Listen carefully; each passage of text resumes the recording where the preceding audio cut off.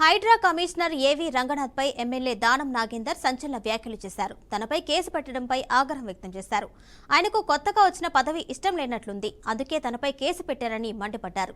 ఈ ఘటనపై సీఎం రేవంత్ రెడ్డికి ఫిర్యాదు చేస్తారన్నారు. అధికారులు వస్తూ ఉంటారు, పోతూ ఉంటారు, కానీ తాను లోకల్ అని వ్యాఖ్యానించారు. నందగిరి హిల్స్ హుడా లేఅవుట్లో ప్రజలకు ఇబ్బంది కలుగుతుందనే తాను అక్కడికి వెళ్లానని చెప్పారు. జరిగిన విషయాన్ని రంగనాథ్ దృష్టికి తీసుకెళ్లా అన్నారు.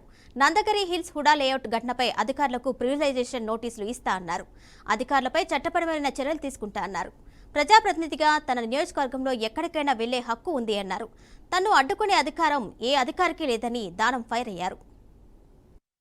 ఎందుకు వచ్చామని అడిగే అధికారం వాళ్ళకి లేదు. పోయినప్పుడు నేనేమన్నా చేసి నేను ప్రోత్సహించి నేను వాళ్ళని ప్రొవోకేట్ చేస్తే తప్పకుండా నా మీద నేను వార్నింగ్ ఇచ్చి వచ్చాను. బస్తీ వాళ్ళకి మీరు పొరపాటున కూడా చేయి పెట్టొద్దు, వాళ్ళకి అధికారం లేదు, మనం చెప్తాము, ఎక్కడ చెప్పాలో అక్కడ చెప్తామని చెప్పాను. రైట్ ఫోరంలో చెప్తానని చెప్పాను. ఆపిచ్చి నేనే వచ్చాను. ఇన్స్పెక్టర్ అక్కడ విట్నెస్ రికార్డు కూడా చేశారు. వాళ్ళు కూడా అవన్నీ తెలుసుకోకుండా సోమోటో కింద కేసు పెట్టారు.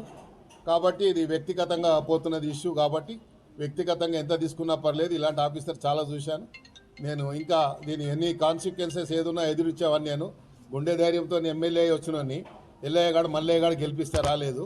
ఇట్లా చాలా మందిని చూసినాను. ఆ ఉద్యోగం ఇష్టం ఉండదు, ఆ ఉద్యోగం ఇష్టం లేకుండా గిట్లా ఏదైనా చేస్తే తీసుకుపోయి ఇంకేదైనా మంచి పోస్ట్ ఇస్తారు అనుకుంటారు. కొంతమందికి ఏమో డైలీ పబ్లిసిటీ కావాలనుకుంటారు. మా సమస్యల పరిష్కారం కావాలి.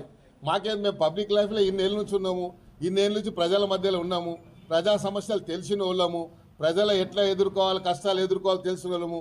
తెలుగుదేశం పార్టీ 19 సంవత్సరాలు అధికారంలో ఉంటే 19 సంవత్సరాలు ఆపోజిషన్ ఎమ్మెల్యేగా పోరాడి చెలో అసెంబ్లీ కార్యక్రమంలో నెత్తులు వలిగి బుల్లెట్లు మా పక్క పైన పోయినా భయపడలేదు.